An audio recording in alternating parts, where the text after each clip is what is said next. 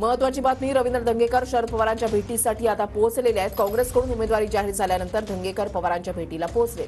रवींद्र धंगेकरांकडून पुण्यामध्ये प्रचाराला आता सुरुवात होणार आहे।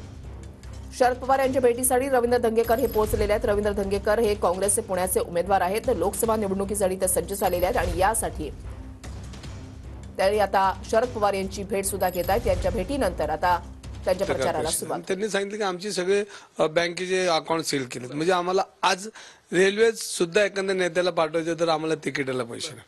म्हणजे हे हुकुमशाहीच्या दिशेने चाललेला देश आहे। आजपर्यंत अशी कधी परिस्थिती देशामध्ये निर्माण झाली होती। परवा केजरीवाल साहेबांना त्यांनी अटक केली। म्हणजे देशाचं राजकारण कुठल्या दिशेला चाललंय हे लोक ओळखून येत।